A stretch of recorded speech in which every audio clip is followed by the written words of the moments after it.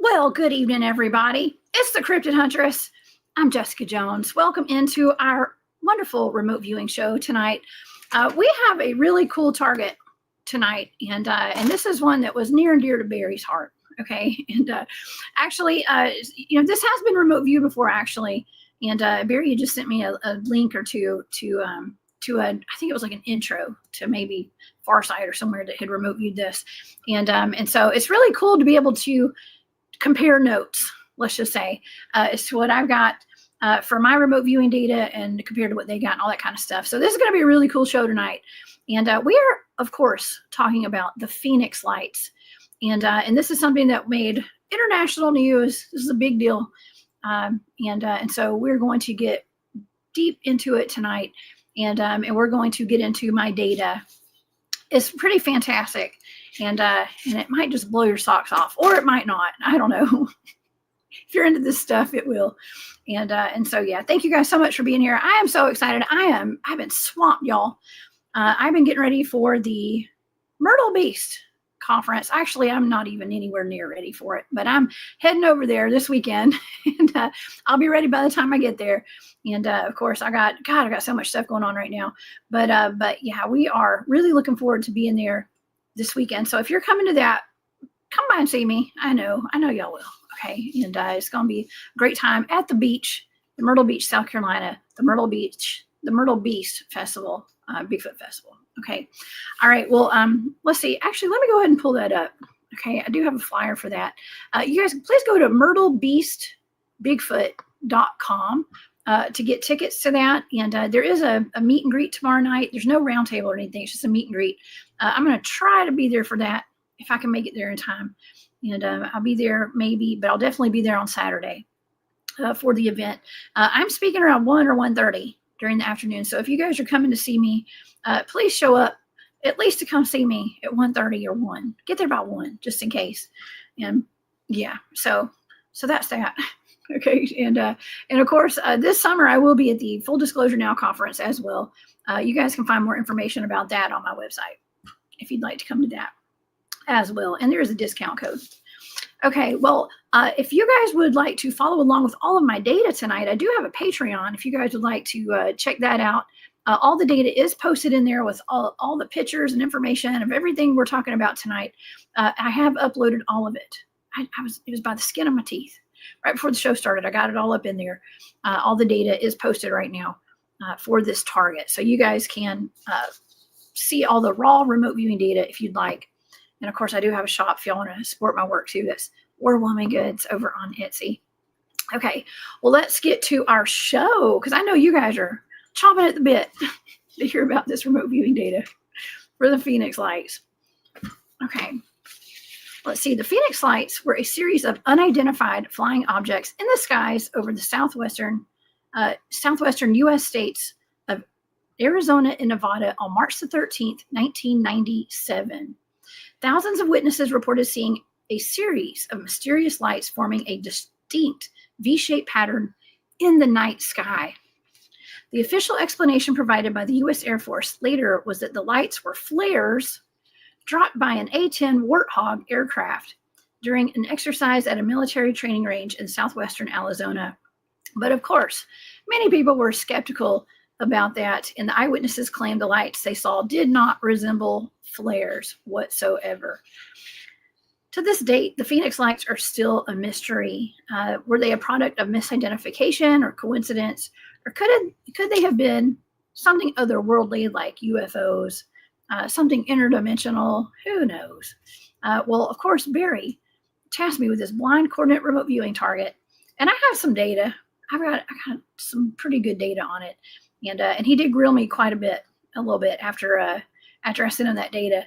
And so to help me go over all this stuff with you tonight and to explain to me exactly what this is, I have Mr. Barry Littleton here. You guys, please go over to his YouTube channel. It's called Barry Littleton. And he also has a Patreon as well. It's called, just says Barry Littleton. You can find him. It's easy to find him. And go show some love and support to Barry. He's a fantastic researcher. And I do appreciate him giving me these really cool targets. Please help me welcome to the show my good friend, Mr. Barry Littleton. Grilled me. Grilled. Greetings, Jessica. Greetings to everybody in your audience. Yeah, I heard that he said he grilled me pretty good over I this. got Like, probed. grilled. I had a mind probe. Yeah. Just kidding. That's not all right. That little device you had in your hand that looks like one of those mind wipes devices, like one of those, like the MIBs carry. Is that what that is? Is that what you're doing to us? No, this is a sonic screwdriver from the fourth Doctor in Doctor Who. Yeah, no, I don't. Of course it is. I don't do the mind wipes. Man, I could use one occasionally. I tell you. Well, hey, I appreciate you doing this target. This is interesting one. I don't know how it's going to go over because I want everyone to know that in giving you this target, it was for my personal reasons. That it's not you, and it's not that I have this big problem with Farsight, a slight one on just a couple of things that they give out. But I wanted to see what the comparison was in data that you got compared to what they were doing. Now, what they're doing looks all fancy, all fancy because you got the ladies in the cat suits and all that, and they're on the board and everything. You can go through the process. But nonetheless, I think that there's still some influencing that can go on with any remote viewers. So trying to get as much data as we can is relevant. The other reason would be this. Okay, and I'll just say this outright that I sometimes get more than what I bargained for.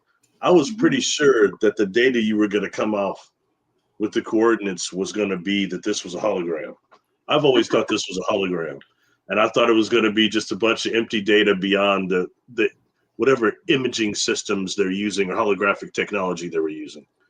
And that's not what you got. So I have to accept that, and then we'll go forward. You see, the difference between a fool and a somewhat intelligent person is that an intelligent person alters their opinions to fit the facts, right, while a fool alters the facts to fit their opinions. So I try not to be a fool and just deal with what we come across. So, well, data is just data. Okay, it's just a bunch of data, and yeah, this is a really interesting story. I mean, this happened when I was a youngster back in the day, and I do vaguely remember it, but I wasn't so much into UFOs back then. I think I was in college back when this happened, and I was living in my own world down on my college campus down there in South Georgia. Okay, so I wasn't paying much attention to it. I was into aliens and UFOs and stuff at the time, but to me, I think I've always been so skeptical in a lot of ways too, because even as a teenager, I just felt like things were kind of set up. I just had this thing in the back of my head, like it's all fake. It's just people trying to trick us and stuff. But I didn't think all of it was. But when it comes to stuff like this, I always kind of took it with a grain of salt, I guess. That's interesting. That's just a question. Mm-hmm. How could you completely have that viewpoint when you're a contactee? Isn't that kind of duplicitous? Well, I had not started having encounters back then that I knew of. I was seeing ghosts and things. I'd had encounters with ghosts, but not ETs. Not to my knowledge, at least. Oh, it was a later thing that happened. Yeah, I didn't start having alien contact until I was older. Mm-hmm. Yeah, not until I started doing Bigfooting, actually. Oh, that's interesting. That's only been like 15 years. And then everything ramped up for you at that point? Yeah. As soon as I think it was when I started learning remote viewing, and it was before I started learning remote viewing, but it was definitely when I started going out and doing Bigfooting.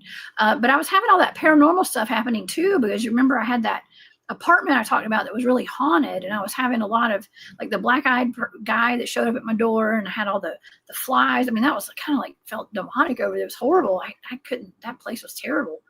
A very dark energy at that apartment that I lived in, and that was right before I started Bigfooting.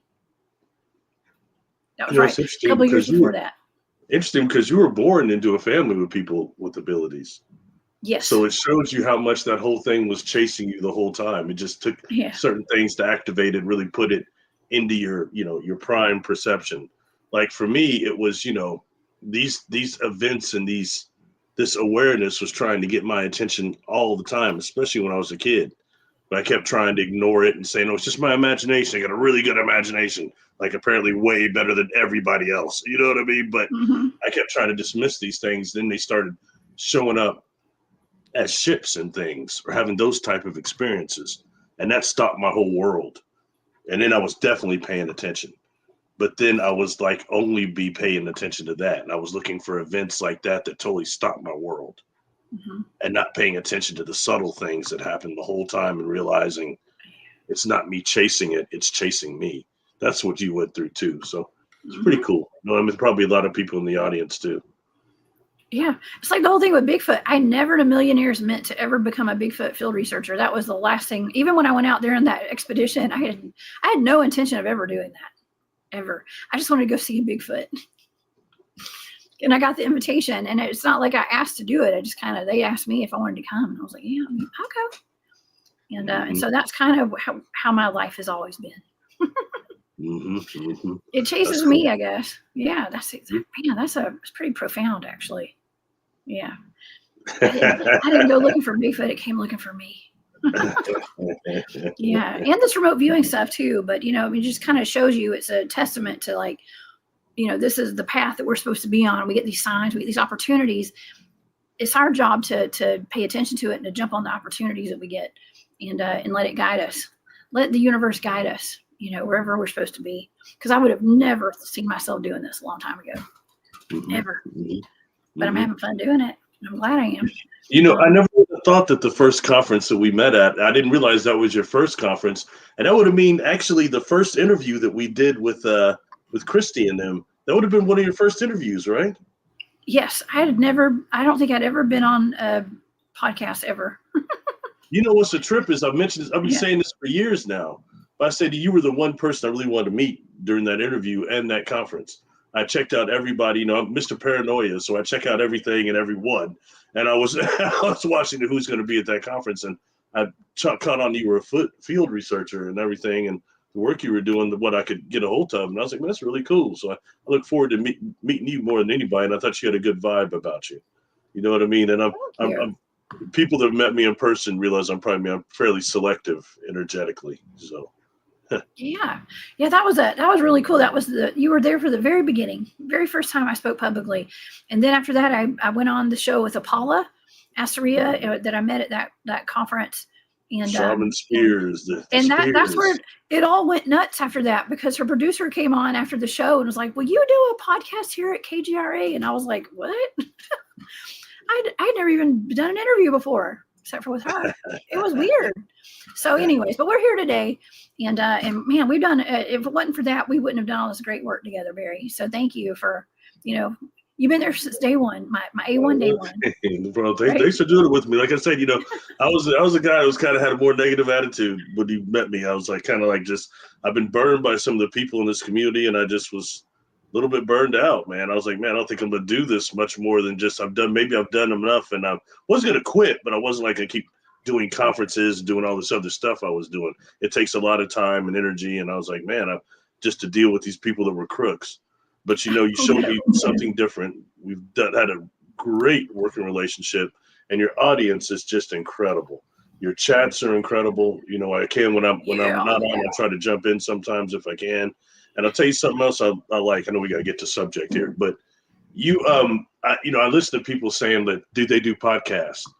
And they talk about what a pain in the ASS it is, because they have to get different people each week and have these different guests, and it's all stressful, but I think you've got a good routine accepting something new, that you have a few guests that are like co-hosts that you have on, like me and a few others, like with 7-8 other people that you have on repeatedly, that makes a good base, I think.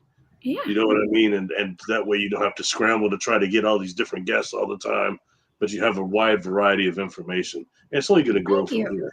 And I'm sure you start bringing more people in. It takes a lot of time, people to understand mostly, but but yeah. So just good job. It takes, and you do a lot of it, and you kept it up for long term. So as my friend says, for the long haul. Yeah, well, it's actually really cool because I have so much cryptid experience on my own. You know what I mean? And I love bringing people on the show. As a matter of fact, I got my buddy Riley coming on Saturday night, and his wife might be making a cameo because she's had her own dogman experience actually, up in Michigan. Where they live, Illinois, I think, but they do a lot of research out in Michigan, is where Riley is. But he was out in the woods with us in East Tennessee, and this is going to make for a fantastic show. And so, yes, I like bringing new people on the show, but, I really like to get to the nitty gritty of some of these mysteries like we're doing tonight. And I like to have my resident, I like to call y'all experts. I know y'all don't prefer to be called that, but people who specialize in some of these topics, okay? The specialist. How about that? That's a good word. I got some specialists in all areas. That is a good word, actually. Yeah. Was the Denzel Washington, was he the specialist? The specialist. I was just thinking about him. Equalizer. I can't remember now. That is so weird that you brought him up because actually, you know that movie where that it's like a spirit jumps from body to body and it keeps singing the same song, "Time Is on My Side" or something. I was thinking about that yesterday because I was thinking, I was like, man, I mean, it's not, I don't think it's happening so much now, but like throughout my life, I've been thinking about how I've watched spirits jump from one person to the next. And it's like the same spirit and different people around me and stuff. And I was thinking about that and I was like, man, I was thinking about going out in public and going to these conferences. I'm doing my protection, my spiritual protection before I go in public, y'all. Don't worry. That's important for all of us, especially at those conferences. Because, a lot of times people don't know they have stuff attached to them. It's unknown, and they don't really know how to protect themselves. And it's the fact is this: we are just inundated and flooded with inorganic beings, a lot of them negative and almost demonic, all around us at all times, trying to jump us, trying to infiltrate. It's constant. A lot of our thoughts aren't our own. A lot of them produce voices. I mean, I was listening to this lady talk today. And she's one that schizophrenic, not, more recovered now, but heard the voices and talked about the type of battle that they had with these voices and how these voices were external, but you don't think it is because it's in your own voice and you think it's you talking to yourself. Oh, God. It's these horrible, horrible things. Yeah. Something that depletes your energy. And then you begin struggling with the voices and you're completely drained. Because these are parasites. They're all around us. Parasites are demons. Have you ever seen the parasites close up? They have to feed on negative energy. I mentioned before, the first ones that I had seen were shadows. And there were two types, spherical and then more oval. And one day I saw an oval one jump someone and start really pumping them full of, as they called it, stinking thinking. About their divorce, about being worthless, your life is no good, and it's feeding on that energy. They can't feed on that love energy, that positive. That's why a lot of those beings run off when you give like loving humor, loving type of humor. They don't have a sense of humor like that. They're users, and they need that negative vibration, as you call louche. But when you give something positive, it turns and flips the script on them. Kind of like you can flip the script on death and maintain some of your life memories after death. But we'll talk about that another time. Yeah, we definitely. I love talking about that for sure. And Lavera, thank you so much for that super sticker. She says, thanks, Barry and Jessica, for your perspectives. Always greatness, much respect. Thank you so much for that. I do appreciate it very much. That's very sweet. Greetings to everybody in the chat too, if I didn't say that already. You got a great chat. And so many people that bring so many different perspectives in your chat. Geniuses. That's cool. That's always appreciated, high vibration people. You know what I mean? Heck yeah, I do. We got the best chat on the internet. I tell you what. And okay, well, this is very, like I said in the intro, this is kind of near and dear to you because you're my UFO guy. Okay, you're the UFO specialist. The tripped out brother. Oh, yes, you're one of my UFO specialists, and this is something that made international news. It's a big deal, but it got mocked by the governor of that state. Like mocked. Did you see the press conference? I know you're familiar with it. He's the one that put on the stupid suit, right? Yes. And then later on came forward and said he was encouraged to do that, but the truth is he saw it too and he was tripped out by it. Yeah. And I think a couple of shows ago we happened to mention this, And I would just find it interesting. I don't get laughed at, but the one of the main first people to report this. Oh, there it is. Yeah, I didn't know what that was. That's just counter information. That's all it is. That's counterintelligence. One of the first people to report this on the runway of the airport was Kurt Russell, the actor. Yes. And he went home, and it was so interesting what he said. He said this thing was incredible, and he said he just kind of forgot about it, which is odd. Kind of like after you see a Sasquatch, you just go on with your life. It's like, you only tripped out for a minute, and you kind of just go on. You go into like this haze. I think that's part of the thing of camouflage, though. You know what I mean? Kind of like I've been in the presence of some beings that are non-humans, and when you're in their presence, it's all elating and and you know what I mean. And it's like you're getting hit with telethought, with sensations, emotion, this type of energy that and then when you're not face to face with them and they're gone and you're not in their biofield, it starts getting like, oh, what just happened? Who was I just talking to? What? Something happened, but it's, as my brother says, fragmented, and it gets more fragmented the further you get away from the event horizon. That tripped me out for years. I tried to figure out if that was that was an effect of their biofields because they have a faster vibration than us, a faster frequency, a different frequency, or is it that it's a defense mechanism that they've evolved over time for a sleep species like us? Food for thought. I don't know. I still don't know the answer to that, but I think it's either or both. Mm-hmm. Anyway, sorry. Yeah. But when dealing with this, let's just jump into it because you and I get to chopping it up.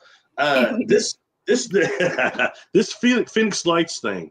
When I watched the stuff for Farsight Institute, and when they first did that, there was something came out that was free on YouTube, and I can't find that now. But I guess you have to pay for everything now. But they had several people that had remote viewed it, and judging by what the trailers I saw today, with a few other things, they had a whole lot of their team members that remote viewed this. So I saw one individual talking about there being Nordics, and they're seeing like a Nordics on board with genius IQs. And the one I've seen before that's no longer available right now, I guess unless you pay, they were describing this type of almost robotic androgynous being that was piloting this thing. So slightly different descriptions, you know what I mean? But nonetheless, it blows away to where I thought this was, when I look at the thing, I didn't really get anything off of it.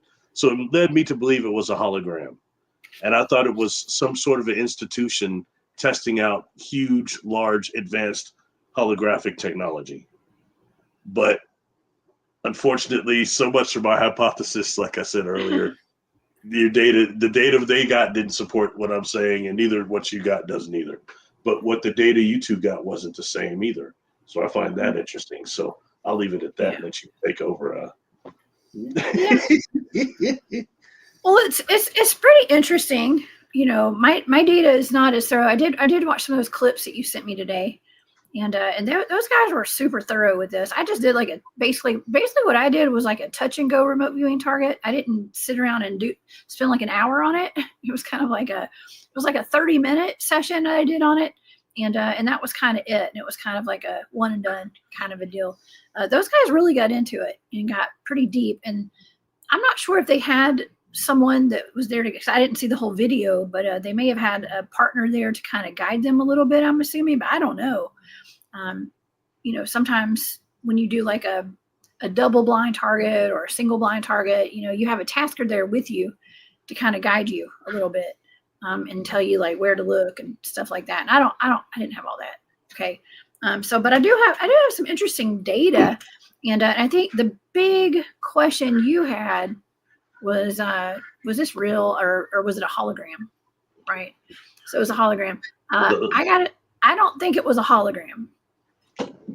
And I thought it was going to, I thought this was a hologram too, actually. So that's weird that, it's not weird, especially knowing what you and I know and all these targets we've done. And somebody had mentioned I think, is it Adam maybe, had mentioned how people had pretty much forgotten about the Miami Mall aliens incident. Now, you and I did that show, didn't we?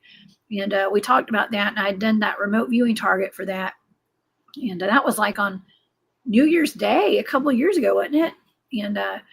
And yeah, it's almost like, we have such a attention deficit, you know what I mean, as far as just being humans right now. And so people do forget about things quickly. And it's like it never happened. Or it was a hoax and that's why it went away like That's that. right. That's a possibility too. Well, that actually, when I remote viewed that, I picked up on a hologram. Remember, I wrote down Tupac hologram. Remember that? I was seeing what looked like the Tupac hologram from the Coachella concert. I think it was at Coachella that year, the year before, or sometime a long time ago. But I was clearly picking up on a hologram for that. Holograms. Okay. And crisis actors. You pick up crisis actors? Yeah. I can't remember. Yeah. That was probably orchestrated. Yeah, that was like an orchestrated event. Now, how deep did it go? I don't know. Okay, but I think that was orchestrated. Now, this right here is just, I was picking up on a lot of natural data, actually. Yeah. And by natural, I mean organic, not holographic, and not a whole lot of AI and all that kind of stuff. I wasn't picking up on you were just, before you even go through the data, I will say, to my knowledge, what you were describing was a biosphere.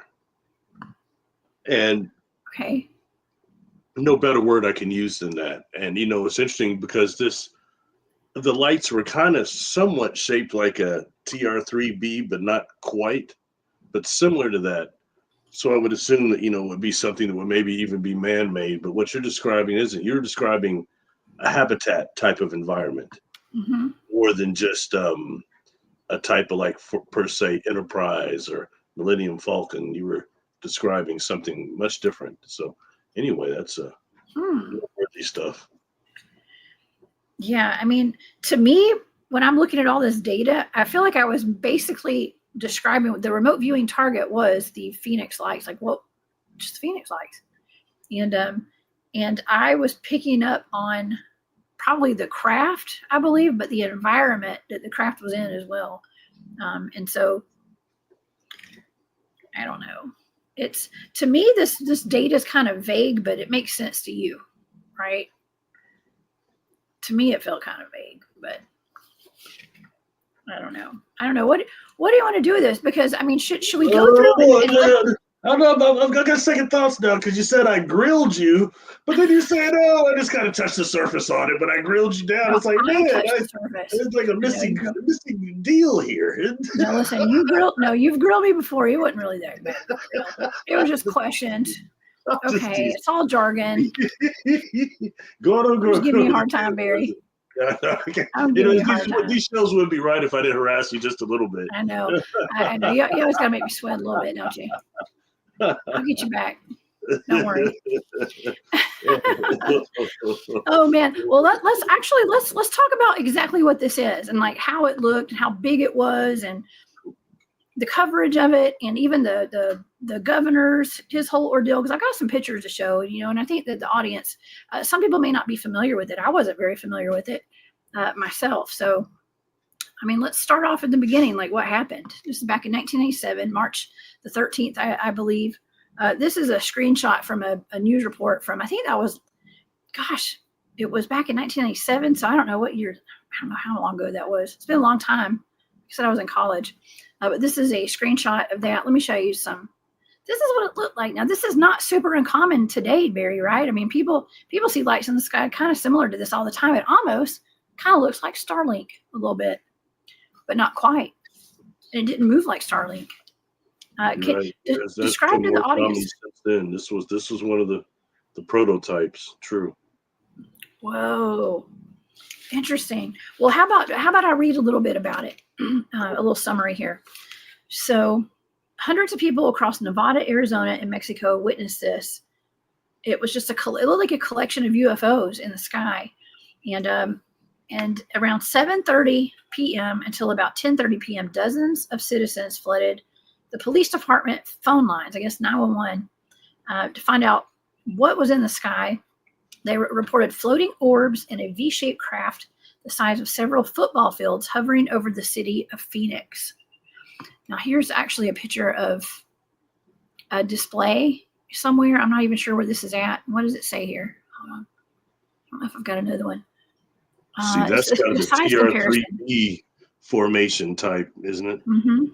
I mean, those are football fields at the bottom. So that's 5 football fields. That's how big that is. And that's those are airplanes below it. That shows you how many airplanes would make up the size of that. Really, was that big?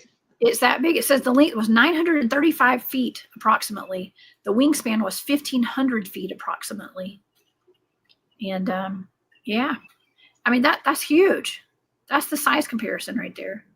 And it says for 106 minutes on March the 13th, people saw something like this V-shaped object above Arizona. It says while the glowing orbs remained stationary, the V-shaped object hovered south. The pilots in the Phoenix area, notified air traffic controllers of what they were seeing. None of them saw anything out of the ordinary on the radar, Barry. Then just as suddenly as it appeared, it disappeared and all the lights went out on the Phoenix lights. Government officials later claimed that these orbs were nothing more than flares deployed as a part of military training. The V-shaped craft was explained away as a series of planes flying in formation. Oh, man. So the governor, Fife Symington, initially mocked the statewide concerns, but later revealed that he, too, had seen the enormous objects, and he felt they were not of this world, is what he said at first. So this is where he was kind of mocking what happened right here and trying to make light of it because he was trying to be funny, I guess. But it says, go ahead. So there's not long, you'll probably mention this, not long after that, they started trying to make the excuse that those are flares everybody was seeing. Yeah. It was some type of a military exercise with some, I'll try to find out which craft they name it. And it doesn't look like anything like what we're seeing there. Drop these flares, and those flares were just kind of suspended animation in air, apparently. Oh, yeah. Well, this is actually, so I've been to Henderson, Nevada at least once. I went there. I was at a conference there back when I worked for the government back then. And I was at a conference in Henderson.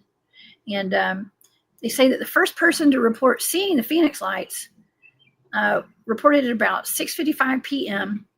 And that was, he said that he saw a V-shaped formation over Henderson, Nevada that day, or that night. Around 8:15, a former police officer in Arizona reported seeing a cluster of orange lights. He followed them through the sky with his binoculars until they disappeared, and he referred to them as being fireballs. Fireball. Okay, and then let's go to the next account here. They say 10 minutes later, other calls came in about a group of white and reddish orbs hovering above Prescott, Arizona. And then there were 2 distinct groups of UFOs. Let me pull up a picture of them again, because a lot of people were getting pictures of these things. Okay, and they say that there were orbs and also that V-shaped craft. According to the National UFO Reporting Center, the V-shaped formation contained anywhere from 5 to 7 lights that slowly soared in unison from the northwest before turning almost south. As the formation moved, one of the lights towards the back allegedly moved up to the front before falling back again. The V-shape was caught on tape. It seemed to feature 3 lights on each prong and a 7th at the tip. Estimates say that the length was about 3 football fields, but of course that scale that I showed you a while ago had 5 football fields on it. And so one witness said that it was totally silent. They'd never seen anything close to the colors from the exhaust that was propelled out of the thing. And it was as big as downtown Prescott, and it completely blocked out the stars, Barry. That's wild. There's one guy that saw it from his backyard, and his father was an aeronautics engineer, called his father outside to come see it. They said that it hovered around 500 feet above them as it passed over. They said we could see the outline of a mass behind the lights, but you couldn't actually see the mass. It was more of a gray distortion of the night sky. I don't know exactly what it was, but it's not a technology the public has heard of before. And he said it was astonishing, a little bit frightening. According to people that got out of their cars, they were staring at it. And an air traffic controller who had been one for 12 years at the Sky Harbor International Airport called the incident weird and inexplicable. And he said that he didn't know what to think, and he had no idea what it was. Now, like I said, the governor tried to kind of sweep this under the rug, and Phoenix Councilwoman Frances Barwood was the first official to publicly demand answers to the Phoenix Lights, and the governor called on the Air Force to investigate, but the Air Force said it was prohibited from doing so after Project Blue Book, which was an investigative UFO service established after the 1947 Roswell crash. And let's see. So, of course, people were looking for answers, so they turned to MUFON, the Mutual UFO Network, over because there was a public outcry. The governor, Symington, initially claimed he had never heard of the incident, but finally scheduled a press conference on June the 19th, 1997, to the relief of reporters and the distress of witnesses. He said that he had captured an alien, and he brought out this guy in a costume, handcuffed chief of staff on stage, and he said, "It just goes to show you guys are entirely too serious about this," is what he said. And he thought it was funny, but I don't think other people thought it was very funny. I think it's kind of funny, personally, but I think it's also kind of a slap in the face. And it's like a big F you to everybody. Yeah, I must say, the laughter eluded me. My laugh box was straight out of giggles, man. Okay. I'm glad that you mentioned the transparent factor. I read that, back then because that was still the day of Art Bell. So Art Bell was all over this one, and of course, many accounts were that people said that they could see through it, but it was huge, but they could see through part of it. Now, mine serves me, and I'm sure this can be looked up. Somebody in chat will probably know. There was a similar formation of lights that big seen somewhere else not long after this. I mean, maybe not minutes later, but like within, a few weeks or a month or so, there was that configuration of lights was seen floating over somewhere, again, Texas or somewhere. That can be looked up. So, again, food for thought. And I just, as usual, things always just want to know if it's not holographic, well, who isn't on board that? Who is it that's making an effort to communicate with us like that or make a demonstration like that? Just fundamentally GP, that's good to know. You know what I mean? Mm-hmm. Yes, absolutely. And that's why I like having you here. You're my specialist when it comes to this kind of stuff. I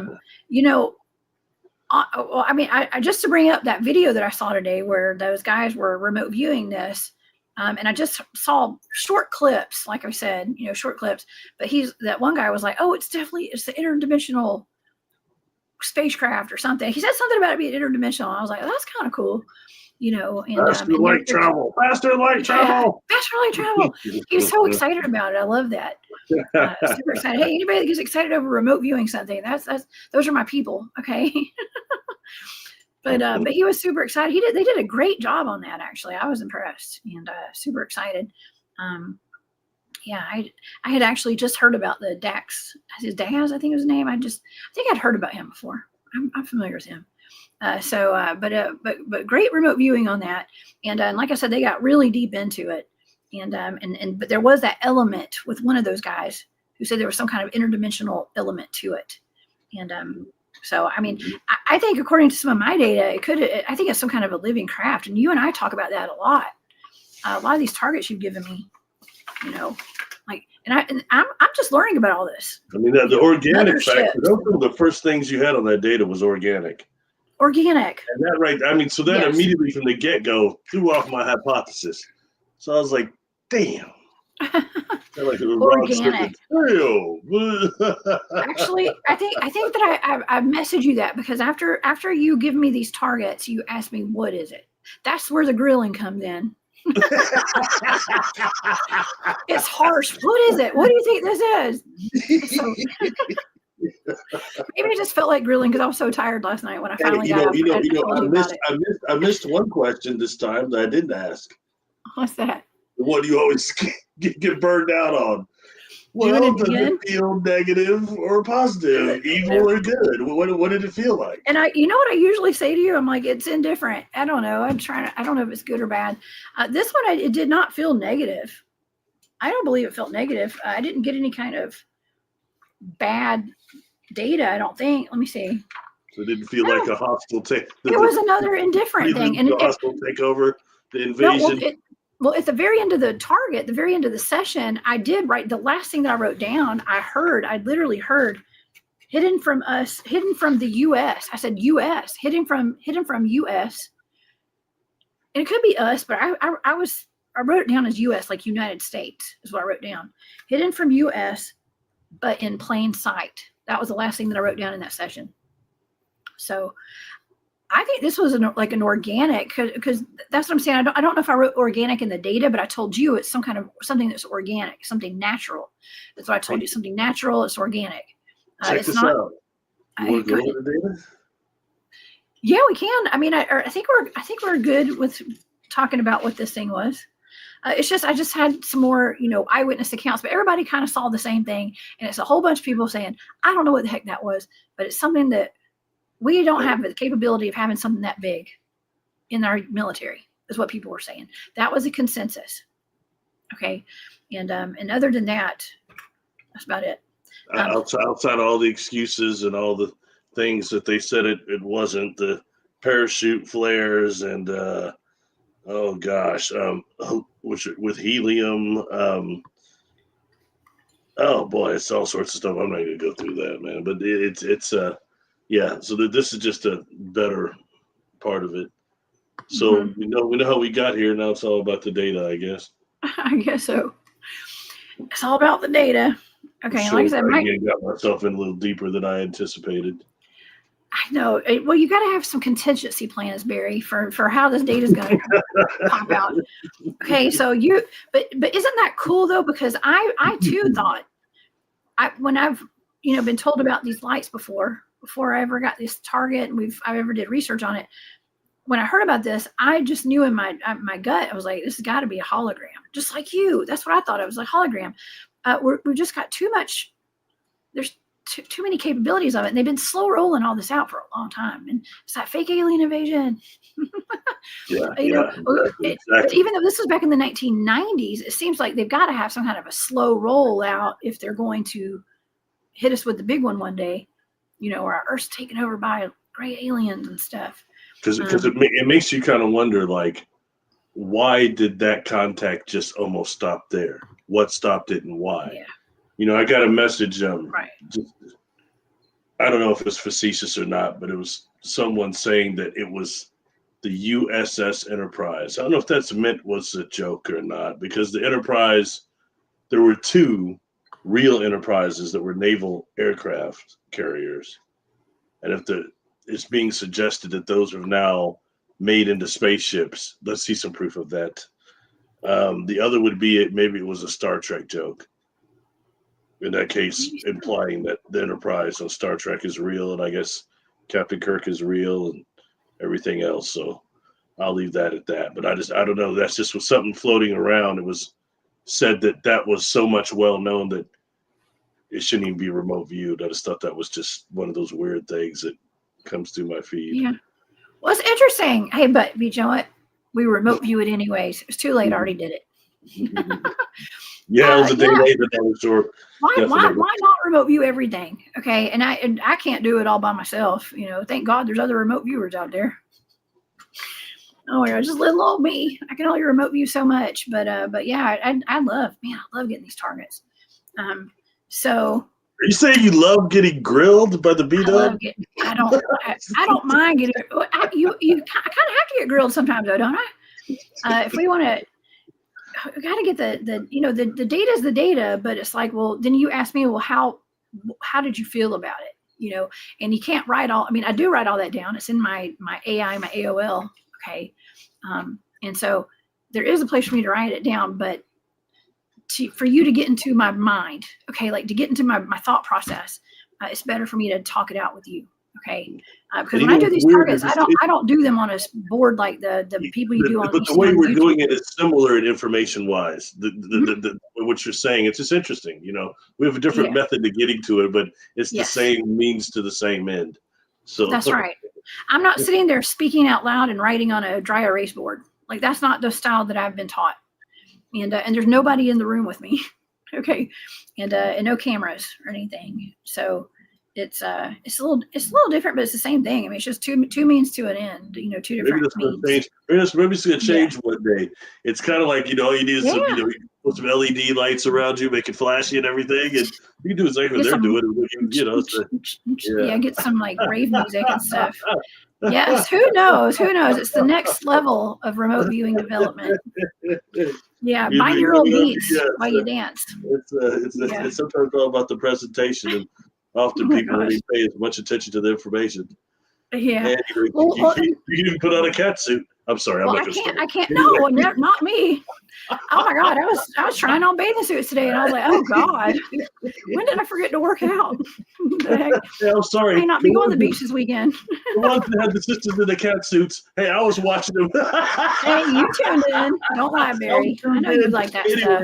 Let's not even go there anyway. It's whatever the angle is, man. Whatever gets the viewers. I'm just saying. Man. See, like I've never done that. Well, I'm doing it now, you know, to share the information with people, but I was not taught to, like, in the modes of like sharing it with the world. Yeah. Okay, but now I can, you know, and I just share the data. But anyway, let's get back to the target. Because this is in saying that real quick, I guess that has been an issue about amongst remote viewers, the originals anyway, right? Because, you know, I've heard, you know, once again, it's not my business, of course, but on the days of Art Bell, when Ed Dames was on there, he very much attacked Courtney Brown. Oh no. Oh yeah. Okay. Well, I don't want to like. So in that way, I think that you venturing out to do like you're doing the way you were trained is probably really, really cool. You know what I mean? It's not for me to get involved in that, but I'm just saying that you know, as an observer and a non-remote viewer, I always paid attention to what I was hearing in those circles about that, especially when it first came forward. But at that time, I didn't know who that individual was. I just knew who Ed Dames was because it was the solar flare, and I could get wiped out any second. So I always pay attention to what Ed Dames was saying. You know, I even got the video to see if I was getting wiped out today or tomorrow. Oh my gosh. Yes. Well, I never meant to go public with doing remote viewing. Okay. That was another thing that I did not mean to go public about, but there's kind of I'm not going to say there's a need for it. Okay. But because there's other people that are doing it. But when I started doing this, I didn't know anybody was doing it. I had no idea that there were people out there doing it publicly and stuff. And so, yeah, it's all good.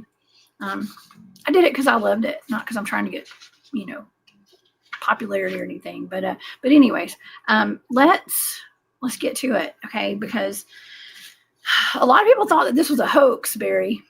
Okay, people thought that it was a hoax, and they thought that it was, you know.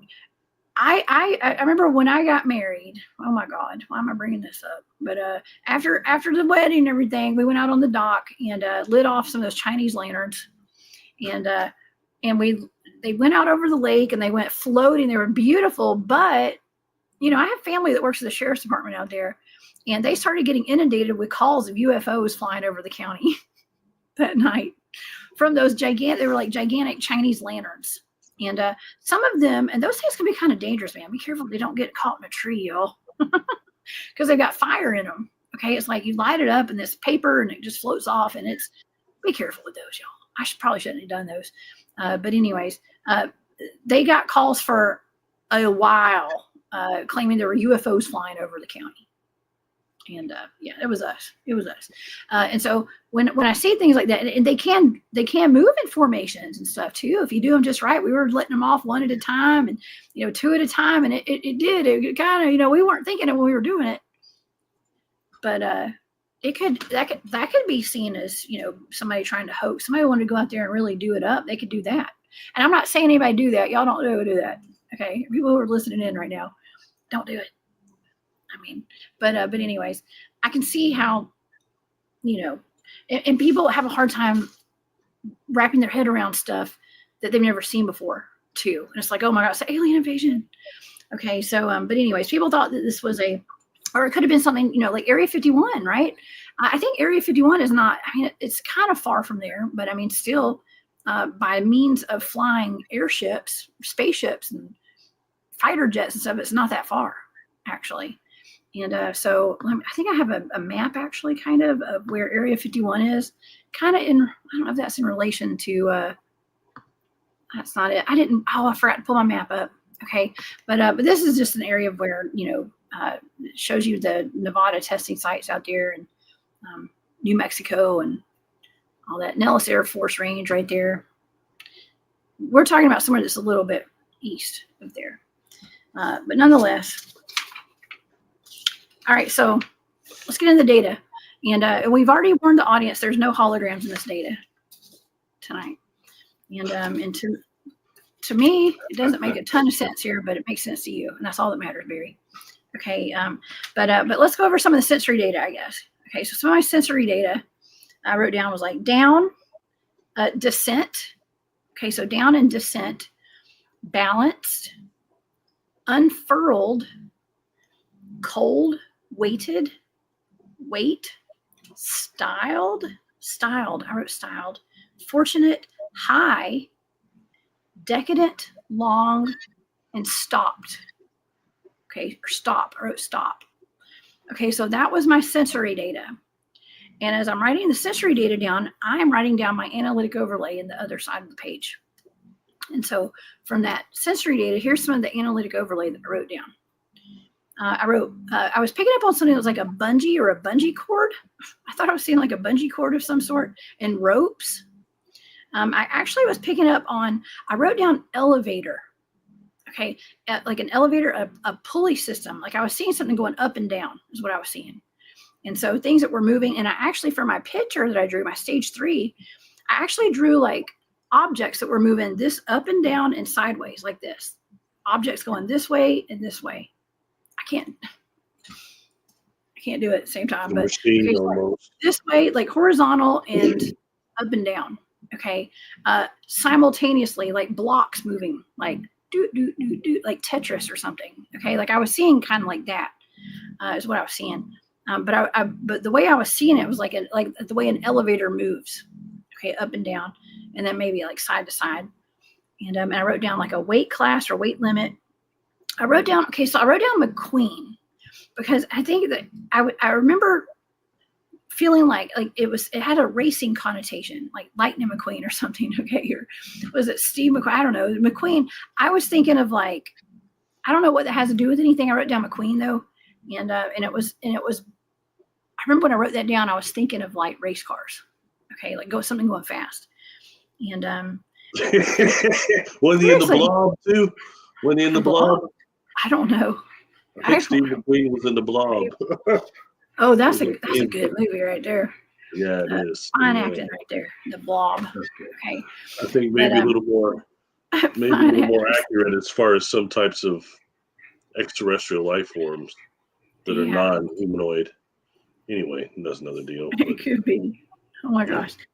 Okay, let's see. So I actually wrote down appendage or appendix. I wrote down both of those. Highly sought after. I was picking up on I wrote down long drive and a long dive. A long drive and a long dive. I wrote both those down. And I wrote down the number 1, like 1. And then I wrote down hit or miss. 1 and then a hit or miss. And then that's when I wrote down the objects moving.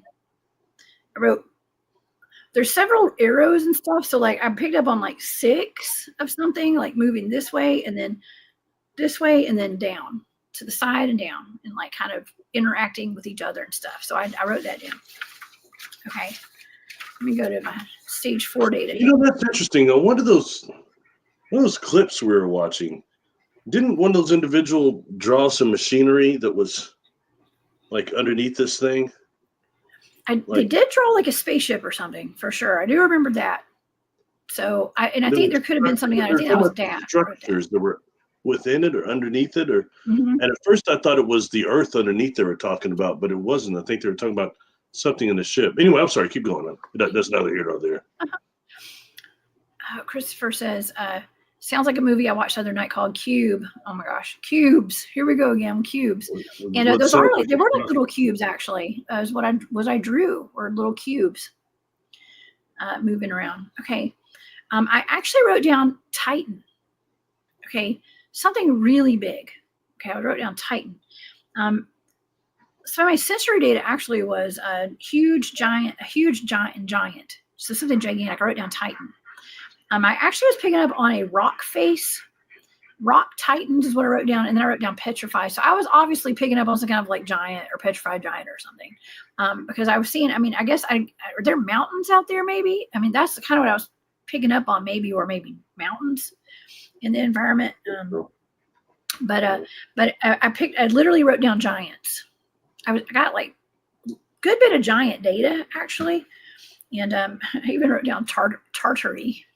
Okay, I wrote that down too. I don't know. I was just picking up on something. What do you mean, like Tartarian or like Tartarians? Yeah, something like that. Don't just glaze over that. You say you got quite a bit of giant data. So that says also you were sensing giants and picking up giants too. Yes. Let's talk about that a little bit. Okay. If you don't mind. Is it relevant? Hold on. What? Yes. Is that the giants are relevant to the craft? As in life forms. Yeah, life forms. Yes. Like maybe some that might be inside of it. I mean, this thing was the size of like 5 football fields. Okay. So when I was picking up on the giant data, I was actually, but it also could refer to too, is this thing which is giant. The object was giant. It was like a Titan of whatever that was that I was looking at. And it was something that was elevated and high up. I kept picking up on something that was like high up obviously it was high up in the air. And so I was definitely picking up on that, but rock Titans is what I wrote down. Rock Titans and giants, and like Tartarian giants, kind of what I was getting at, I guess, because I wrote down Tartary. But just something to do with, for what it's worth, part of those coordinates was focused on the inside of that craft, not the outside. Oh, really? I was much more once. Okay. The basic part I knew would be easy to determine if it was a real event or not. As far as a physical object or hologram, I knew that would come out fairly quickly. So most of that was diverted to what was inside of it. Yeah, that's what I was mostly interested in. And that was already, of course, assuming that it was real. But it apparently was, so I'm glad that the extra measure was taken, my dear Lord. Yeah. Okay. What's going on? So is that the canine over there? No, my son's over there making noise. My kid was sick all day today. So I was taking care of a sick kid all day, and in addition to everything else I had to do today, I was nurse Jessica today as well. Nurse mom. A lot of nasty viruses going around right now. Yeah, he's okay. He's gonna be all right. He's all right. Okay. But okay. So remember we were talking about I read that part in the article that I was referring to, and they said something about it being, what did they say on the bottom of it? It was kind of like hazy or something like that. Am I recalling that right? But we were talking about maybe the interdimensional aspect of this, whatever. Well, I was picking up on smoke, something hazy around whatever I was looking at, because I wrote down smoke, and I actually wrote down Smoky Mountains because I'd just been in the Smoky Mountains recently. Okay. But I was picking up on mountains, and I was seeing something like smoke in the mountains or something, like something smoky kind of. And I don't know if that pertains or not, but I did pick up on some kind of like smoke or fog actually. And I wrote down living fossils. That's what I wrote down. Really? Living fossils is what I wrote down. Yeah. What do you? I don't even know what that means. I have no idea, Barry. It's just something that just popped in my head. It seems to me like you were reflecting on the whole rock giants thing. I was there. Maybe they've got some there in the environment or something. I don't know. I mean, they weren't always rocks. Yeah. They weren't always petrified. Ooh, what if that thing was there? I'm just making the correlations onto. I'm not saying one way or the other. I don't know. But I was making the correlation that you keep bringing that up. So yeah. And there was a time too that maybe even goes a little bit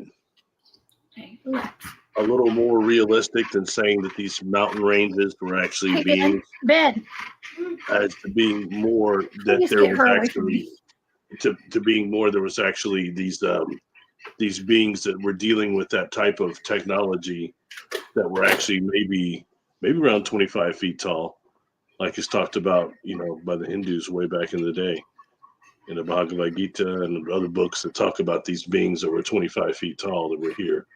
And if you start going to these beings that came here from Triangulum, which were melanin dominant, so no one really wants to talk about that. And that was before Tatari or any of that thing goes down. The Triangulum Galaxy, and those cats were about 25 feet tall or taller.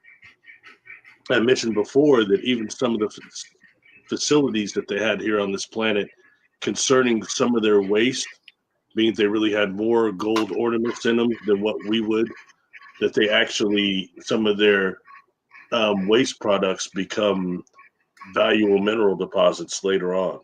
So how they were using, what they were using for sanitation facilities in terms of processing units, sewage and things, is maybe something whole different we're unaware of right now. You know what I mean? Yeah. You okay? Yeah. Yeah, I am. My son's kind of trying to talk to me. I got the mute button pushed. So yeah, it is very interesting. I've never even thought of the waste factor of giants and stuff. That's a whole new level right there, Barry. Well, it goes against somewhat what Senshin talked about so much, which is they came here to mine gold, and that's why Homo sapiens sapien was made to mine gold. I don't fully agree with that. You know what I mean? I think that we're much higher on the evolutionary scale that we're being led to believe right now. And when it comes to what's called the Adam Cad model, the blueprint for humanity, I think that we're not the lowly creatures that we're told in just these great experiments. But when we're told that and kept as these parasites and these as food, I mean, what else? It's very interesting. This comes out a lot. And when dealing with beings like that are from a completely another sphere, and if you look at things like what the astronomers and the astrophysicists are saying right now, gold is not rare in the cosmos. We've got asteroids around us that have more gold than Earth has altogether. So would they have to just come here just for gold? I think that's a very limited perspective. Okay. And when you start dealing with beings that had gold in their blood and different minerals and mineralized blood, and were giants beyond what we're aware of, it's a whole nother factor goes in there. And they're dealing with free energy civilizations. Things like the Bell technology you talked about, that is actually communication, not just communication, the Bell system, but was also used to clean the environment as well. It's very interesting. I mentioned earlier the schizophrenic people were talking, and we're talking about the voices and how the voices would start just going crazy on these people and get really loud when they start going places like churches, because they're trying to outdo the music and the sound, that vibration. And that's coming from somebody, me, I'm not religious, but I can tell you some science prevails on that. And then other things that they would talk about, like certain, oh gosh, I don't know my scriptures. Is it Psalms 23? That the voices just go crazy when that's read. They don't want to hear it. They're talking to the person, trying to blend it out. Things like that we need to be very aware of. And we start dealing with these beings that have consciousness and not physical bodies. I mean, we're in big trouble down here as far as food and awareness. And that's what's wrong with this place right now. Hey, stop. The predators have given us their mind. You know what I mean? Mm-hmm. So it's a system, definitely. Anyway, back to the giants. I think all this factors in a little bit, but I just found that interesting because that came up. So please keep going. I don't mean to interrupt. Yeah, no, it's really interesting, and it's all connected here. I want to thank Larry Sharp for that super sticker. Thank you for being here, Larry. I always appreciate your support. That's very sweet of you. And he said, "Happy Thursday, y'all, and prayers." Thank you, Larry. Yes. Leah, just before I'm almost done with the data anyways, but Leah says, I read that Tartarians helped humans get to the inner Earth at the North Pole hole during the mud flood around the 1500s or later, when the old world maps had a ring of volcanoes, not blue ice. Interesting. That's really interesting. And because we got to wonder, like, okay, so I'm remote viewing this craft on these crafts and the orbs and everything, but what was their purpose? Like, why were they there? Okay. I think that I've established so far in this data, my data, and the guys that remote viewed it was on that video that you sent me. I don't think it's a hologram.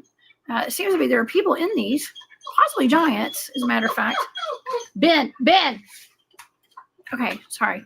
And so I don't think that it's a hologram. What were they here for? Why were they here? Who sent you? Okay, who sent them? That's my question. Who sent them? Because I didn't pick up on like who sent them. I don't think. I just think that possibly, I picked up on the giants, something giant. Okay, and I was actually picking up something that was burned and hot. I was getting something that was like hot and burned as well, and some debris. I wrote down debris. Like I don't know. I wrote down debris, and okay, this is going to sound weird, right? Because I wrote down I picked up on the mountains, and I was picking up on smoke as well, and I wrote cremated. I don't know why I wrote cremated. And then hidden, and I was picking up on like debris. So what I was seeing was actually like chunks, like ashes, I guess, like I hate to say it's like cremains or something. I was picking up on that kind of like material for whatever reason.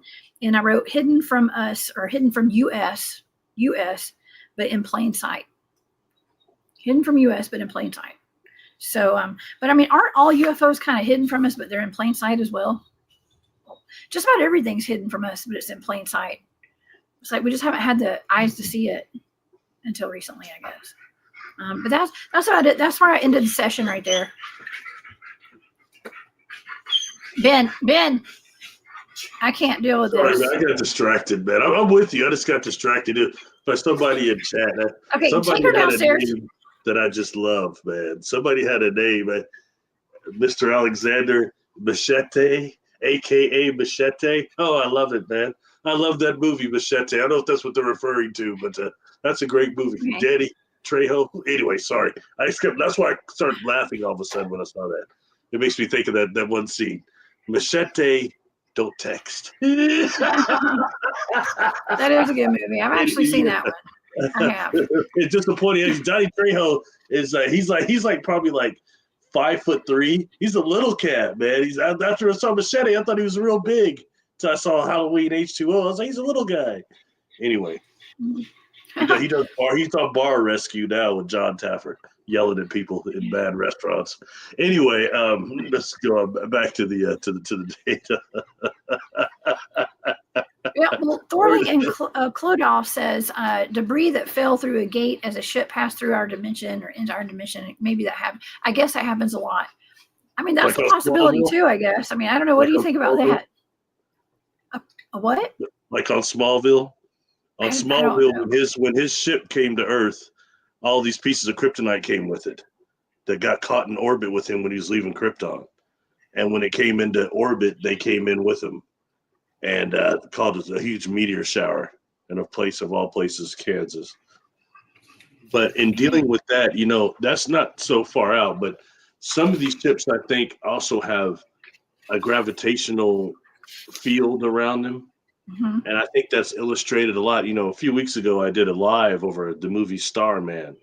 A few people actually came to. I couldn't believe it. But if you look at that movie, the ship itself, it's first, it's like a metallic sphere, but it's got these almost rocks, Jupiter type of rings around it. And I think that's showing actually a containment field from where they were from. At least I think they were photoelectric beings. But anyway, just when dealing with something like that and wherever this thing came from, when you're describing the moving parts and then the hot stuff and the debris and things, to me, it sounds like a processing plant or a processing unit part of that deal.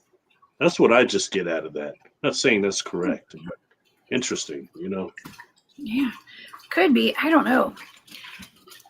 Nothing about nothing. I'm just getting this data. So it could be. And this is an interesting point. Hey, Donna, she says it might be, maybe. I've heard about UFOs coming out of volcanoes, Barry. Have you heard this? I mean, what are the odds? I mean, what are the chances of something like that happening?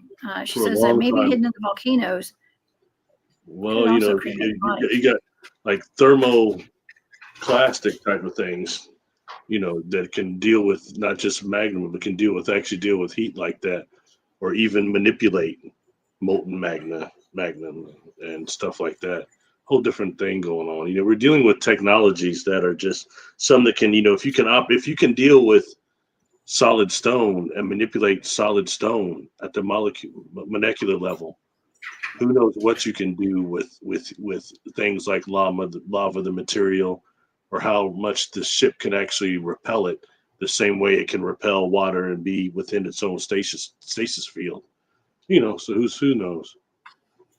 But I think it's more when dealing with volcanoes, I think it's maybe more of an energy thing than anything else. I think we don't understand how all these ships operate energetically. Yeah, that's what Rose Thistle Artworks just said. They also go into lightning, like they are gathering energy, possibly. Yeah, that's interesting. Yeah, they got to power up. Well, lightning. A lot of times you'll see there are some that you see that will actually appear to reject the lightning, actually, or some that will actually seem to go to it, and like they might be charging up through a piezoelectric type of event through it, you know, or the fact that actually a lot of the craft from some of these lower civilizations that are more similar to us, they have a big problem with lightning. Lightning's brought down some of those craft. And you can refer to Clifford Stone talks about that quite a bit, and so does Robert Dean, I believe. Craft and salvation or salvage rescues they went to that involved a craft getting hit by lightning. And I think that would probably deal more with some of these craft that deal with more pure life energy, because some of those, the electrical field has antagonistic relationship to orgone. A lot of people know that, you know. So it makes a little bit of difference between the electric universe and the orgone field. You know what I mean? The orgone world and universe. I've been, you know, checking out. I used to check out this book by oh gosh, what's the guy's name? Jason Alexander. Anyway, it's called The Body Electric, and it's not just electrical universe stuff, but it's really dealing with stimulating parts of the body with electric current to regrow limbs and tissues. It's quite fascinating, you know, and dealing with things like, you know, dealing with the genome of why is it salamanders and frogs can regenerate limbs and we can't? I know we need to learn Is to do it that. something we have a capability of doing? You know, once again, I know you don't watch shows or the movies, but when I was a kid, there was a show, the first Swamp Thing. He got his arm cut off, and he was locked up. He started reaching for the light, and he started growing another arm. She was saying, "Yeah, the light will do it, as plants would." You know what I mean? But it's just very interesting things. I think we should really be more abreast of as the technology goes forward. Since this stuff has been going on in the private sector for a long time, but finding the transparencies is important, opposed to just listening to pure fantastical stories from individuals. Well, you know, we do know that through some of the research that I've done, and some things some information that's kind of been leaked out a little bit about these human-animal hybrid programs that agencies have been working on, our military, 3-letter agencies. That one that I refer to pretty often about when I was doing I had done those remote viewing targets and with the zombie bears. I know I bring it up a lot, but that Israeli news article and that video that guy put out saying that I think it was a 3-letter agency had gone before Congress to go have that funding changed on that program where they were wanting to eliminate the assets, whatever was left from that human-animal hybridization program where they injected or did something to alter the DNA of like those soldiers, special forces soldiers, and they combine them with like lions, you know, lion, bear, and wolf or something like that DNA, right? And so of course I would assume they're also doing experimentation with maybe like salamander DNA and stuff and whatever else regrows limbs. I mean, why wouldn't they? My God, everything. There's, you know, abominations, right? Is that what people call them? You start looking at those things like those hydrogels and things that they're using to actually try to regrow limbs in, like based on there's a certain type of a frog that they're using these hydrogels and trying to use it on other animals and eventually on people. I don't know where they're at with that now, but that's all that body electric stuff and the different ways that they have using electrical currents and electromagnetism to actually stimulate the body and grow things. You know, for example, something I believe and that spirit and has led me to also is that when you start dealing with the ability of shape shifting that, for example, some Sasquatch have, and we start talking about them being able to blend themselves with trees, you know, I think a lot of that has also got to do with the astral field, the biofield. And when looking at, like, for example, the biofield of a person, when the missing limb syndrome, phantom limb syndrome, you're familiar with that, right? Somebody gets their arm cut off, but they swear it's still there. Yes, the And like, you know, phantom when you limb. take that, like that, oh gosh, I can't say the word, coralographin photography, Kirlan, Okay. Krlan photography I've that never gets the heard of that. orbs and stuff. You take pictures of them, they still have, it looks like they're still like a limb there in the astral. So, Wow. you know, when dealing with trees, I had somebody, in fact, Susan Manwich is one of the people that told me this, and she'll be speaking at the Journey to Truth conference this year. Her and I are pretty good friends. She had mentioned that, because I talked about this and she had mentioned some trees that got hit by lightning. They're on somewhere she used to live when she was younger, I guess. But she said that how after that happened, she could still see the energetic layout of the trees were still large. They still had their branches and things in the astral, although they were just shrubs here. You know what I mean? Third dimensionally, they were just turned into shrubs. Mhm. How interesting is it when we start seeing how much Sasquatch mimics tree stumps? Yeah, that's right. You know, and I think that's part of it is they're still able to meld that energy within us.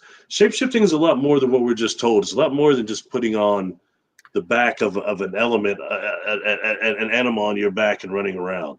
A lot of that is done energetically. It's done through the dream body, through the energy body, through manipulation of that.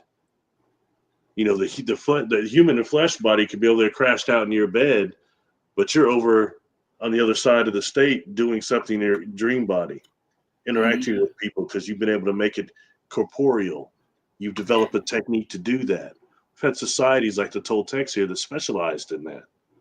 See, that's getting away from us. And right now it's interesting, Jess, because we have a lot of people that are incarnating right now that are natural dreamers, powerful ones that have dream attention. Look, man, my black ass, I had to, excuse me, sorry. My butt, my personal butt, my melanin dominant butt, I had to really do things that was non-traditional and non-routine so that I could gather enough energy, free energy, so that I could sustain dream attention. Because I can do things out here. I've got mediumship abilities, psychic abilities. I'm quite aware. But sometimes when I go to sleep, man, I'll be out, man. I wasn't able to do like the first gate of dreaming, which was to look at your hands. I had to really work at that and gathering free energy to do that. But you've got people incarnating right now that are natural dreamers. They're not gatherers or stalkers of energy like me that have to do that. They have that natural ability. That's a real gift. And I think that's one of the steps of us going to this shift in consciousness going forward. Because the bottom line is when you experience another realm, another dimension, another reality, it's in a dream type of a fashion because we're beings that perceive. The universe flows through us and we respond to stimuli. That's really what we are, you know, through a system of interpretation of universal filaments that flow through our luminous cocoon. Anyway, we're supposed to be talking about, was it the other The thing? spaceship, Phoenix Yeah, the Lights. spaceship, of Well, course. well, but you know, part of the remote viewing training that I did, we learned about dreams and how to kind of control your dreams. That's important. It's part of being in like theta, I guess. And you know, it's all about the different levels of sleep and consciousness and things like that, and how to do. I call it dream work. That's what I call it. And it's where you can go in, and I've always been like a master of changing my dreams. Okay. Mm-hmm. And I know that sounds really weird to some people, right? But to me, it's just natural. And I've always done that my whole life. If I wake up and I don't like the dream I just had, I go back and I change it. How often have you encountered the predators in your dream? What do you mean by predators? Oh my God. Well, they show up as two things. Sometimes they show up as objects or things that are completely out of place in a dream. Those can be called sometimes scouts, I've heard them called, or even guides on some occasions, but they're inorganic beings that are hiding in the fantastical images of our electron impulses of our brain. Okay. And then you've got the others that come that are more aggressive, probably more like the oval shadows I was saying I saw jump my coworker, or worse, older or more advanced than that. But they show up as the people you know and love in your dream, and they attack you. You know, and there it is. You know, you're dreaming, all of a sudden there it is, somebody you know and well, they're right there, and man, they're on you. They're chewing you out. They're saying horrible things to you. They're all over you. They're trying to fight you. Like, my God, what's wrong with you? But they're trying to, get that energy, get that loose, as you call it, and build it up. They're all around us all the time. You know, when you start crossing those gates of dreaming, like the first one is being able to see your hands. The second one is being able to shift your awareness. No. Then you shift Ben, your awareness. Please help me. Put her in her crate. I don't know why when I see your dog, I always think of Scooby-Doo for some reason. I don't know. Scooby-Doo is not a German Shepherd. Please put her in her crate. Anyway, put her in her crate and shut the door. Shaggy was my favorite character on there. Shaggy was back there blowed. That's all he was eating. He's eating the dog food. Anyway. You like Shaggy and Scooby. Them Scooby snacks. What was I saying before that? Oh, sorry. Dream attention. Anyway. Talking about seeing your hands. Actually, you get those that can do that. The first gate is seeing your hands. The second is actually shifting your awareness around and focusing your awareness. You're trying to gain full cognitive perception like you have right here, right now. Benjamin, you are not helping. That dream body, okay? And then once you that's the second dream. And then the third is actually learning how to move through things. And then like the fourth gate, I guess it is you actually see yourself asleep. Okay. And that's when you've actually bilocated and you're aware of it to a degree. See, I was practicing this stuff and I couldn't sustain the dream attention like I wanted. So I was trying all this different stuff. And then I wound up going to work asleep one day, like dreaming. Okay. But I really went to work. And when this happened, it was so bizarre. I had no idea what I was dealing with. I didn't know the end result of this.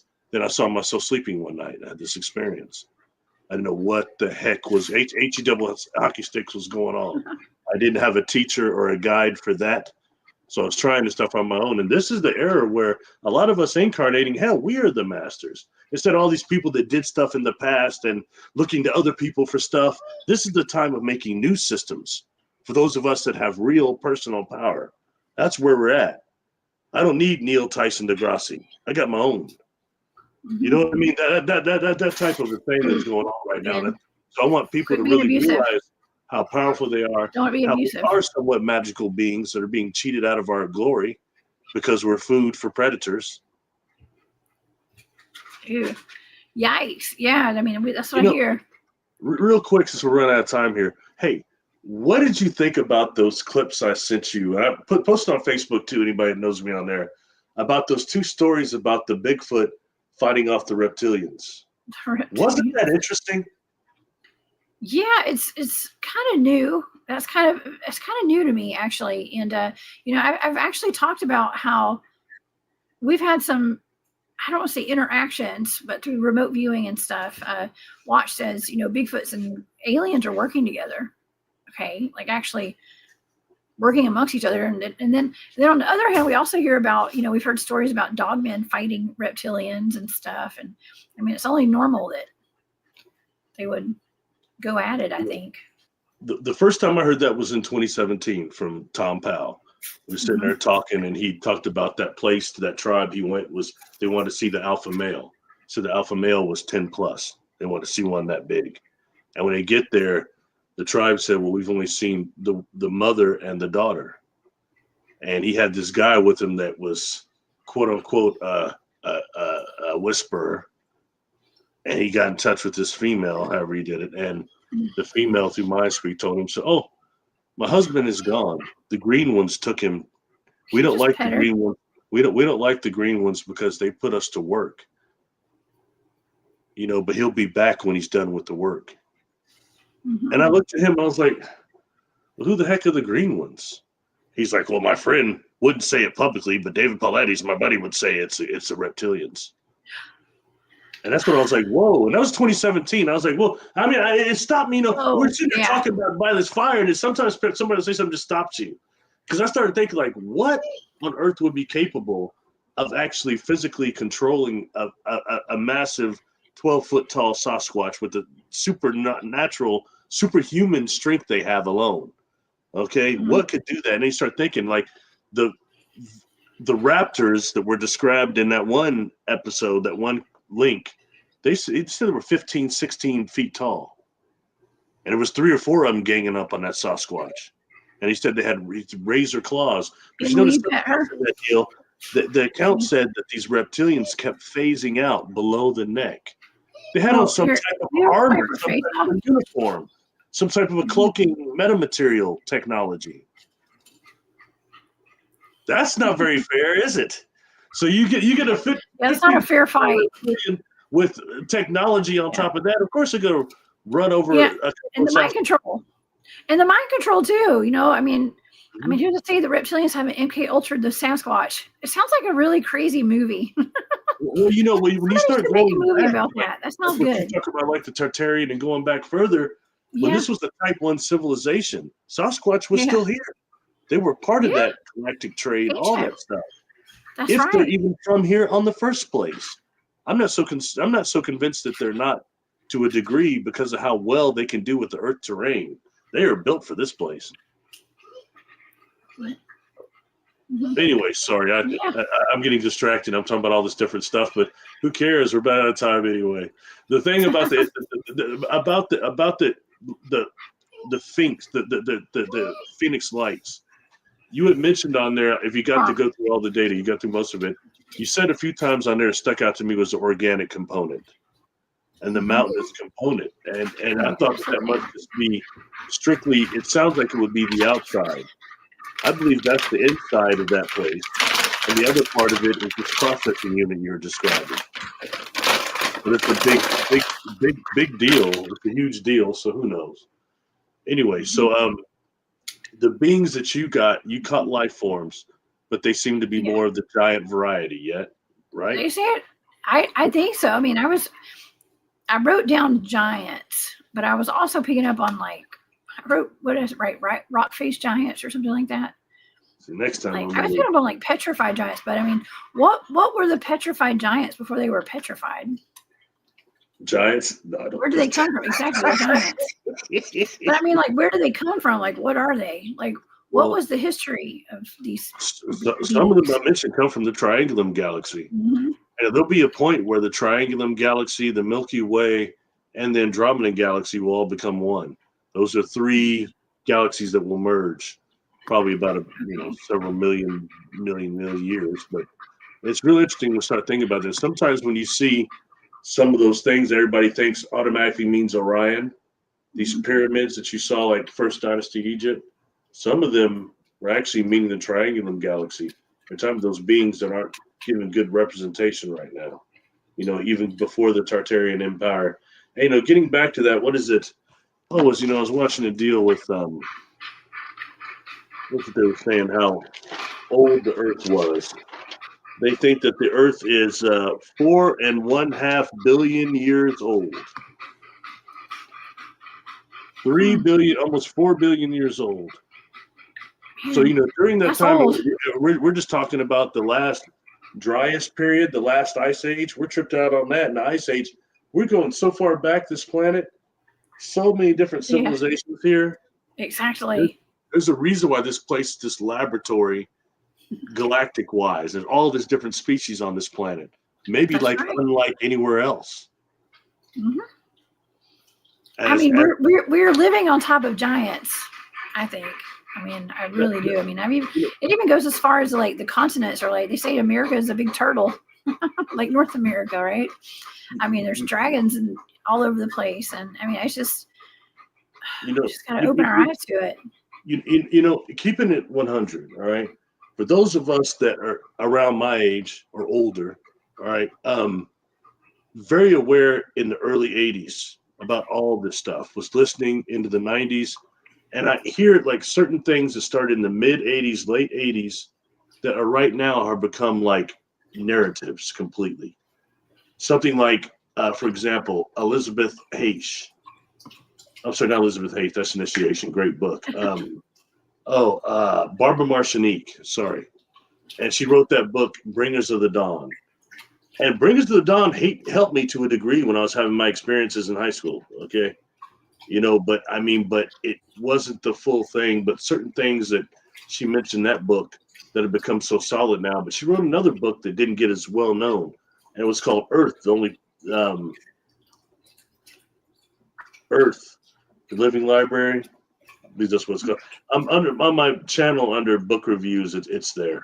Anyway, on that they talked about how Earth was a garden planet. They were calling it something like a garden planet that is so rare in terms of the amount of species and fauna from all over the galaxy that's here. And there's only like so many planets, even of all the thousands, millions that are similar to this with that type of unique biome. I think that's somewhat important. Yeah, I do too. And maybe everything, anyway, sorry, because we're going to say something. I was looking at Night Gazer's comment here. It says every 12,000 years, Earth's civilizations reset with the galactic current sheet, wiping everything. I've heard that.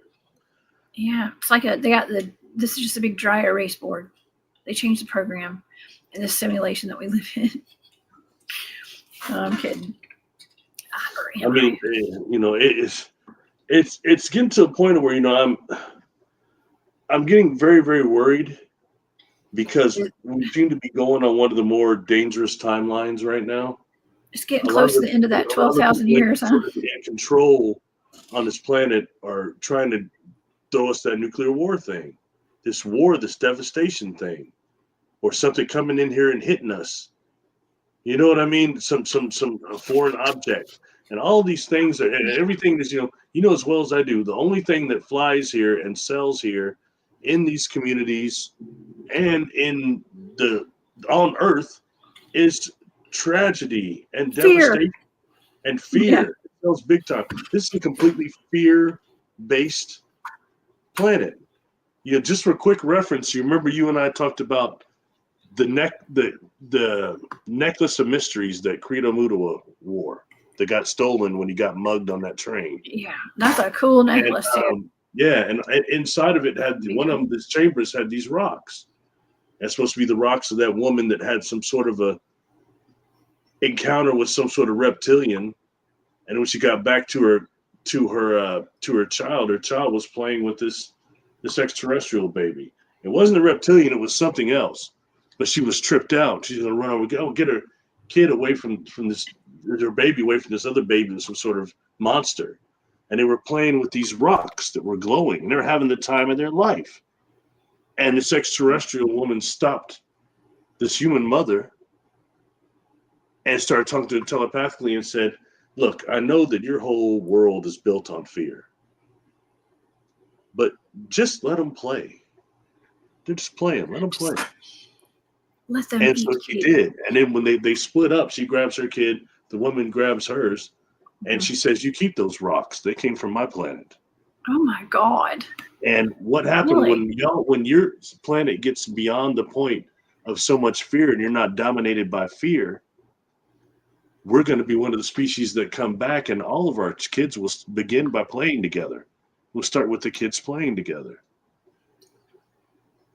Wow. And then everything will build from there. I thought that was just a beautiful story, legend. Mm-hmm. You know what I mean? But nonetheless, those rocks were in that container or in that necklace. Wow. That's the story behind them. Well, this kind of correlates to the target that you gave me for last week, where we were talking about the Syrian lenticular craft and how it was sitting around waiting for humanity to rise up as far as our consciousness goes, where we're manifesting on will, at will, and I think that this is connected. Just like a Bracewell probe, like from 2021. That's what a Bracewell probe is. I want to say something about that show real quick. I want to thank everybody that watched that. Yes, and put a like on it or whatever. I thought of all the targets that I've ever given you, I thought that was going to be the biggest bomb with the audience of any of them. Barry, thanks for giving me a bomb. Well, it wasn't that, but I mean, because one is positive. A lot of people don't like that. Yeah. Number two is it goes against a lot of the SSP thing. It's not that none of those people have talked about that. So nobody knew about it. Okay. Yes. And so I thought for those reasons alone that show would really bomb. And the data you got wasn't even bad. So I thought for sure it would bomb then. But it wasn't fatalities. No, but it didn't. It did really good. I looked at it earlier. I can't believe how many views it got and likes it got. I really want to thank everybody because I think it was really important. And that is one, all jokes aside, I feel like I did grill you on that one. I was pretty intense on that one and the missing 411 deal too. Yeah. But I think it was necessary because one, the real events need to be talked about and need to be brought to light. And some people and somebody in your audience, that episode helped somebody. Somebody's on that craft, like some clients I have. And when I get a client that starts describing that isn't into any of this stuff, they're wanting to do just energy type of stuff. You know what I mean? And they start dealing with, oh my gosh, they're a contactee or whatever. This stuff starts coming out. And they describe being on a craft like that. And I was like, and I knew what it was. So I was like, my God. But then I asked them questions. Try to see if it's SSP, trying to see if it's screen memories, all that stuff. And it wasn't. They're on board that craft. They're in the line with people walking. They're getting conscious downloads and information, numbers sometimes, stuff that's beneficial for their existence, though.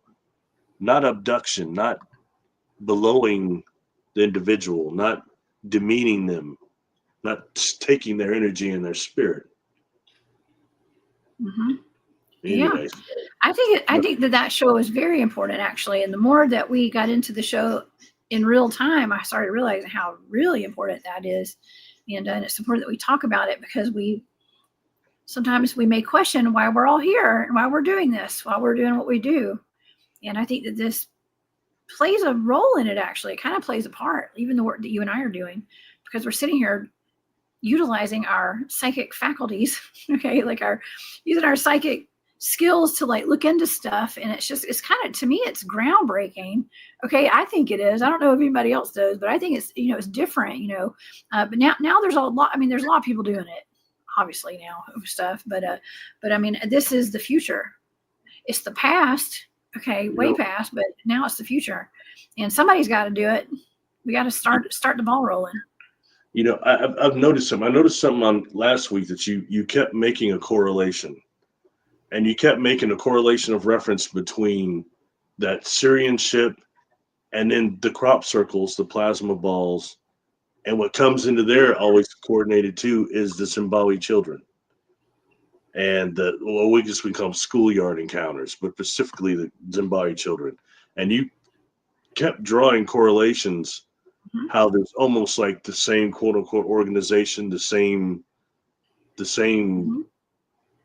modus operandi.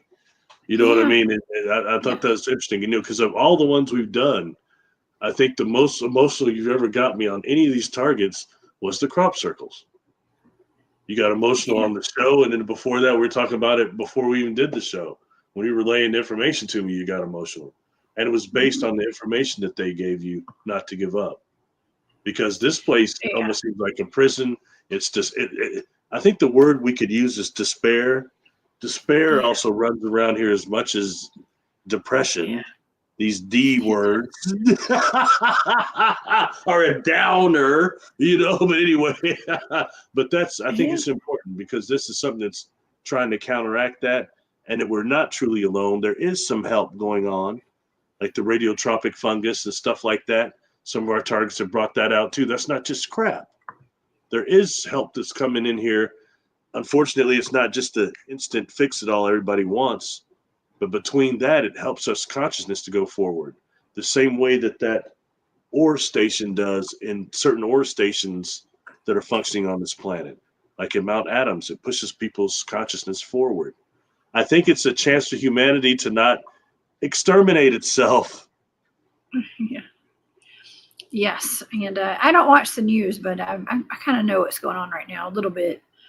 There is some threats. There's always threats out there, though. If we sit around, something I've learned in my lifetime is like we can sit around and worry about it all day and bite our fingernails and sweat and stuff and worry about it and not be able to sleep at night, or we can just go on about our day, take care of yourselves and your family, prepare for anything, and just go about your day. Okay, go about your day when it comes to a lot of this stuff, because it is just fear. And we, as a collective consciousness, when we start all worrying about it and thinking about it too much and watching too much of the news, we're going to create that. We'll create that. And we don't want to create that. We want to create something more peaceful and loving and beautiful, not war and fear mongering and hate and all that kind of stuff. And yeah, it's I wanted to address something. I can't find that comment, but I think Leah had put a comment up there saying that Elon Musk had trademarked telepathy. The word, I think it's like the word telepathy. It's like, what? And how can he even do that? First of all, like, that is just weird. Okay. It's just a takeover. That's what it is, I guess. Well, he's a psycho, man. Right now, he is to a degree. This is stuff he's saying. We're at that point right now where people like that, though, are controlling our world. Someone who's got advanced neural weaponry. Some of it's just open plain day. Ain't hiding that. They just call it Neuralink and other things. And Neuralink is probably about 40 years behind. Probably more than that. Neuralink, they're doing brain, dream targeted incubation. They're doing all sorts of stuff. And look at and I'm sorry, I'm getting myself too much heat. When it comes to this narrative that is SSP, okay, I'm not trying to discredit anybody, but look, I've been around a long time before there was any SSP stuff going on. And to watch this stuff spreading literally like a virus, okay? And it comes down to, you got people getting hit by this weaponry, they're unaware of it, and they're getting in this hive mind, they don't know it. They hear somebody else's story, and, oh, I realized that happened to me. And that could be the true, trigger memories, true. But there's some of us, like me, I didn't need to be triggered. I was going through this my whole life. There was no way out of it. Okay, so it wasn't a matter of, hey, I've been having all these experiences my whole life, been gone 20 years and then come back and all this, but I just remember it right now because they wiped me and did this and that. That for some of us, that is not the mode of contact, and it's causing a big diversion. I'm seeing that community starting to implode on itself. You're seeing it too. Yeah. Okay, and I think that it's just messing us all up, and it's a shame you've got real contactees that are targeted upon birth here and hit with this weaponry, this neurogenic information, this technology that turns their contact through brain entrainment into SSP or something like that. When you might be dealing with beings from the divine field, but we do have free will. We can turn that into something different through as my brother would call, through pure trip out. I'm not trying to discredit anybody, and I'm not saying that's the only thing happening. Those experiences don't, but I'm saying something's happening to rewrite the narrative of contact and anything that's beneficial for this planet. And yes, we're dealing with the alien agenda, which isn't good. But you know what? The human agenda I'm seeing isn't much better. At least not the ones that run this planet. Most of them. They're destroying this place. They're destroying us. We're about to lose our custodianship of this planet, what little bit of it we have. And believe me, you know as well as I do, our work shows this too. There's a whole host of beings from other dimensions, from space, They all want to come in here and take this place over and try to incarnate here, have some good sex, eat some food, and you can feel stuff here, man. It's third dimensional. What's wrong with that, Barry? I'm just kidding. Oh, nothing. I'm not saying nothing wrong with that, but I think there's a whole lot of more souls want to incarnate here than people think. It's not always just a trap. There's the people want to get their groove on. They want to get their grub on. Oh man, I just realized how much I've been enjoying all the food that I've had this past year. When I tried on my bathing suits today, that was tragic. I've overindulged in something, some kind of food. We're swim trunks. I would have to tell a girl like oh God. With David Hasselhoff on Baywatch. It was pathetic. That was the suck-up key. Yeah. I know. I got to go get one of those TikTok shops. They got those bathing suits those women are wearing. They're all like snatch your waist in and stuff. I'm like, I could use one of those this year. But anyways.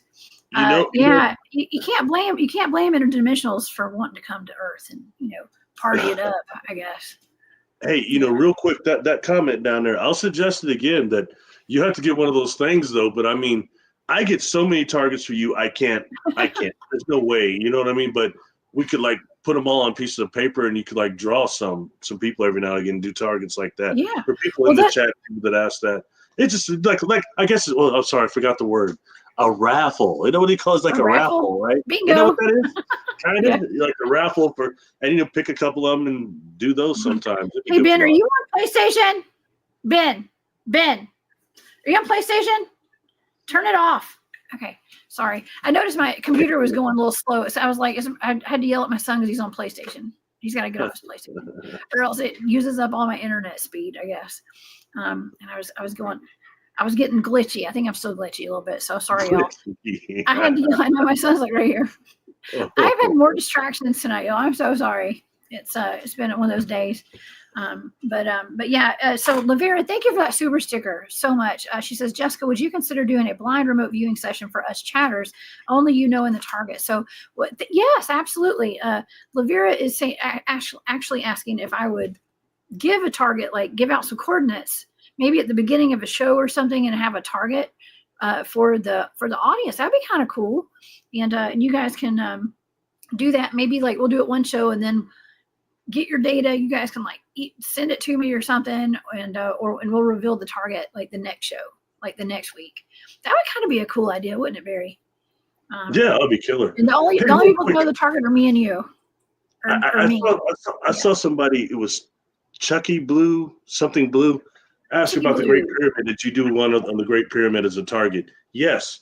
One of the blind targets I gave her was who constructed the Great Pyramids. Yeah. That was Giza as well. We did the target of under Giza as well. Yeah. Oh yeah.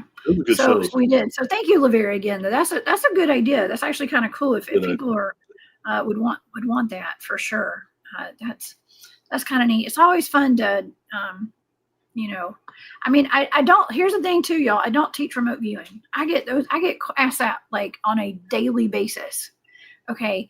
People send me messages and stuff and want to know if I'm teaching courses on it. And I have never taught remote viewing. In your future, I'll pull the Yoda on you. I have foreseen it. There's a time you're going to decide to do that. I think you'll be really good at it. I think you'll make a good course. Jessica Jones remote viewing course. Maybe you'll take it further than what you were taught. You know what I mean? A generation further.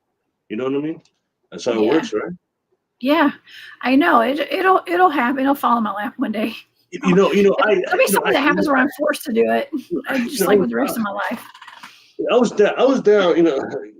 My cousin cuts my hair, and he's such a cool cousin, such a cool brother, but he's one of those cats that's convinced that the Earth is flat and that we've never been to the moon, and I must say that there's certain things, like when it comes to remote viewing, everybody talks about Buzz Aldrin and all that. I mentioned before, no one really talks much about Edgar Mitchell.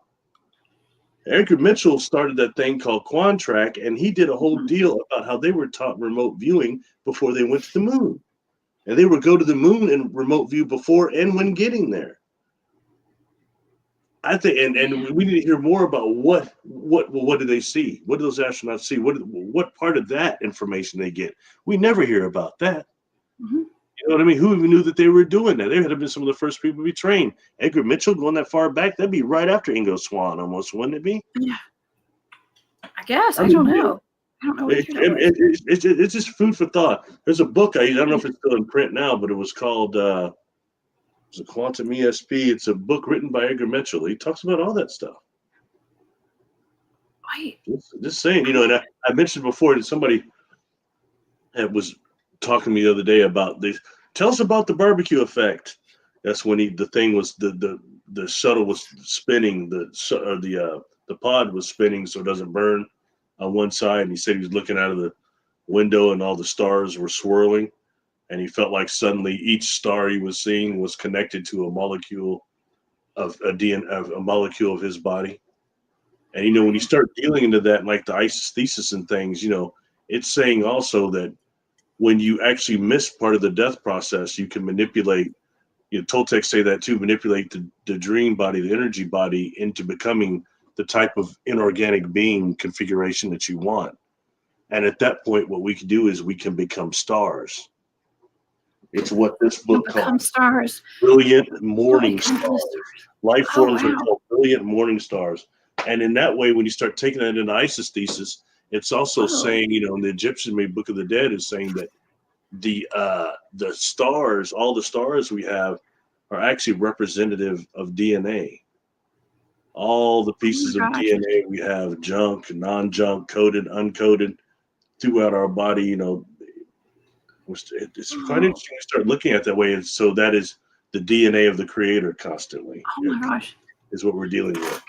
Oh, I just got a flash of that. Isn't there a goddess named Nuit? N-U-I-T, Nuit, I think, the goddess of the night or something. She's like, her body like makes up the stars. And anyways, I don't know why that thought just came in my head.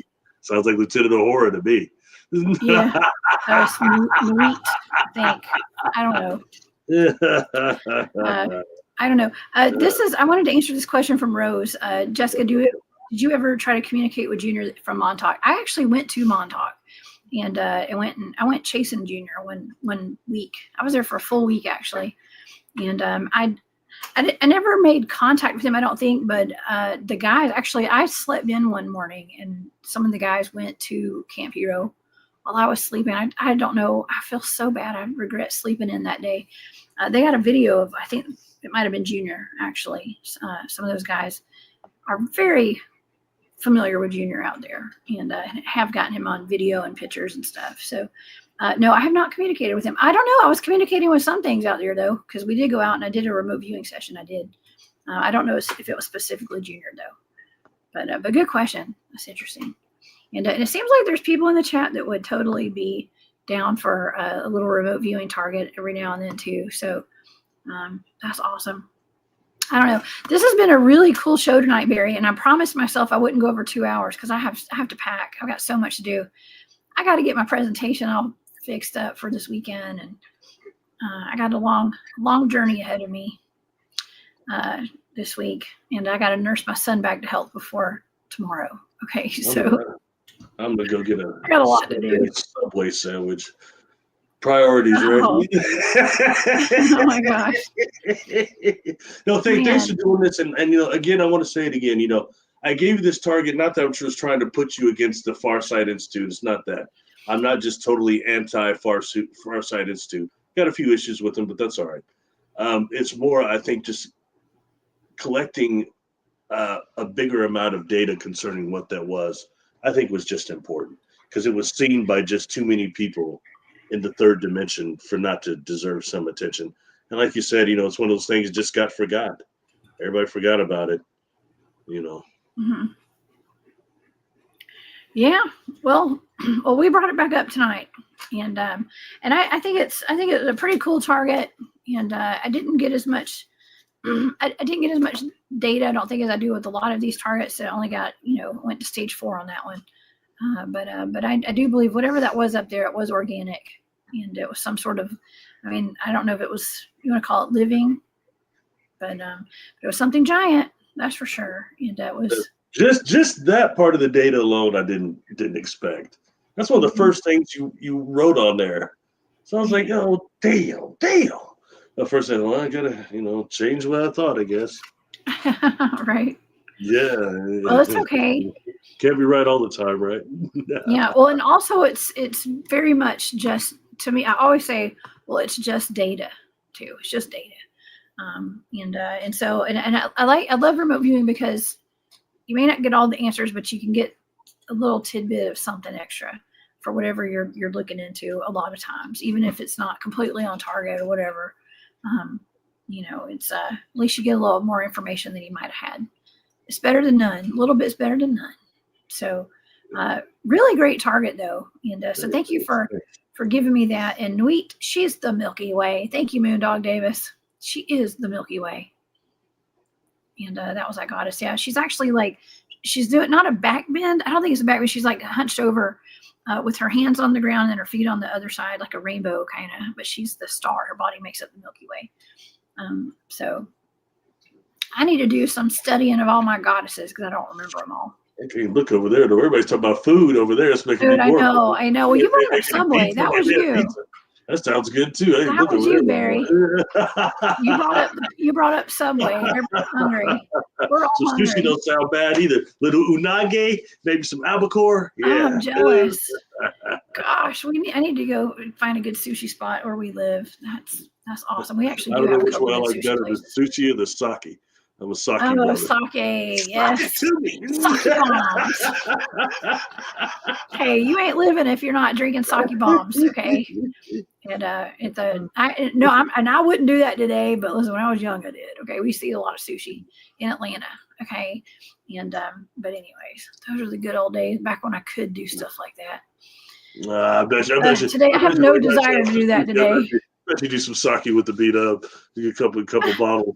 Yeah, see some Bigfoot images. Yeah. Oh my God. I bet you Bigfoot will be down. Yeah. Oh my God. This is a great reminder. You know what? It is Mother's Day weekend, y'all, and I cannot believe Dr. John put an event on Mother's Day weekend out of town. That kind of sucks a little bit because I'm not saying that it sucks that there's a conference. I'm excited to be going, but it is Mother's Day weekend, and I'm gonna be gone for Mother's Day. But anyways, thank you, Jamie. I appreciate you. Happy Mother's Day to you too, girl. And to all the moms out there watching tonight, thank you guys so much for being here. And I hope y'all have a wonderful Mother's Day weekend. And I will be back on Saturday. We have a show Saturday night, y'all, just so you know. I will be doing a show, and we have Riley of Midwest Mythos podcast coming on.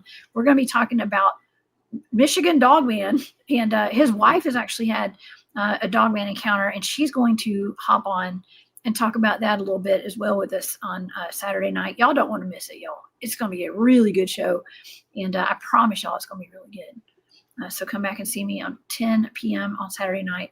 And Barry, what do you think in summary tonight? What do you think about the date and everything? I know we kind of went over a little bit, but real living ships. Okay, we're talking about Orbs. It was separate ships too, right? Like the V shape, and we've got the Orbs. We got all sorts of stuff going on. Extraterrestrial, interdimensional. Well, you've got the interdimensional and extraterrestrial factor, but I think more to the point that it wasn't a hologram, and that you're dealing with some type of organic craft. So that implies that it's a living craft too. And that would be a large one, definitely a really, really big one. But I think that's the most noteworthy stuff. And I think, to be honest with you, it's one I think you could do a deep dive on another target on another time. It goes that deep with it to see more. Kind of like what they did, you know what I mean? But overall, through both, just Barry's hypothesis got blown out the water. Let's just say that. I thought this would be an easy target. I thought it was going to be an easy target.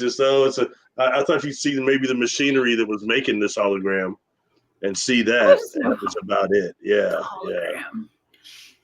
What we both thought would be a hologram. Well, I didn't know I was getting this target, but that's what I thought. And anytime I've ever thought of these, I thought it's got to be a hologram. But I don't think so. Hey, Joby. We met Joby at the Journey to Truth conference a while back. Yeah. Well, thank you so much, Barry. And Hey, thanks for doing it. I appreciate it. anytime. I love doing these targets. What do you have going on? And why don't you tell the audience about your YouTube channel and your services you provide and your Patreon? Yeah, I'm on YouTube. Do a lot of stuff on YouTube actually. Barry Littleton. I'm also can be emailed for services. I do hypnosis. I do negative identity dissolvement. Also do readings. BarryLittleton13@gmail.com. You can also find me on Instagram, on Facebook under Barry Littleton, and I'm on Patreon also. Not pound. Sorry, I had a typo in here, Barry. Guys, that's not his email address. I just noticed that. Sorry. Yeah. But yeah, that's even I make mistakes. I'm just kidding. That's everything. If you do check out the YouTube channel, please press the subscribe and check out the playlist. So it seems like more of my videos than ever are not coming up unless you look at the playlist. So, but that's all right. It's good to go forward. Oh yeah, love your YouTube channel. You've covered just about everything over there, and a lot of cryptid videos. You guys, if you guys are wanting to go, Barry, you take a wonderful different angle approach to a lot of these cryptids and stuff, and you're not just looking into what the cryptids are. You're looking into their capabilities and like where they came from and all that kind of stuff. And it's trailblazing in my opinion. Your channel really is. Hey, thanks. Yeah. I'll probably release a video this weekend and maybe go live, or just go live, one or the other. Or I release like my actual video. Seems like they don't do that great anymore, but the lives do good. So that's cool. No. I got shadow banned so long ago I can't even see straight. Yeah. Oh my gosh. Well, if you go live, let me know. Holler at me. I may be on the road this weekend a little bit, so I don't know if I'm going to be able to be there. But you guys don't forget, this is the weekend. We're going to be at the Myrtle Beast Bigfoot Festival, and so you guys please come out and see me. Matthew Delph will be there. Maybe he'll show his orb video with the aliens. Oh, lucky guy. And if you're there, y'all just come find me, and we'll hunt Matt down and make him show y'all that video. Okay, if you're out there, he's always got it on him. Okay, just about. But David Pardue will be there as well, and Mike Famelot is going to be there. Dr. John Stamey, Harley, and George Lunsford, and Tim Dill, and Robert Effler, and all those guys are going to be there. And there's some other people too. A lot of other people will be there, but these are some of the main speakers right here. So y'all come see me this weekend in Myrtle Beach, South Carolina, and I'll be back. Y'all come here and join me on Saturday night with Briley of Midwest Mythos podcast too, please. Okay, what's up, Barry? Any final words? You good? Oh no, I was looking at chat. No, thanks for having me. Thanks to everybody in chat for being so kind, and this was a good one. Thank you. And also I want to thank Steve Wolf as well. Steve, thank you. I saw that. He said, Jessica, check your PayPal. Thank you so much for that donation. I appreciate you. You're so sweet. Nice, Karen. And that means the world to me. I really do appreciate it. You guys have a wonderful night. Come back and see me on Saturday. And happy Mother's Day to all the mothers out there this weekend. If I don't catch you back here on Saturday, happy Mother's Day, y'all. And y'all, please stay safe out there and keep your eyes to the sky and your head on a swivel. Oh my God, that sounds funny. I need to get a t-shirt. I need to make t-shirts say that. Keep your eyes to the sky and your head on a swivel, y'all. But don't live in fear. I will see you guys back here on Saturday night. All right, Barry. Thank you again, and I'll see y'all later. Bye.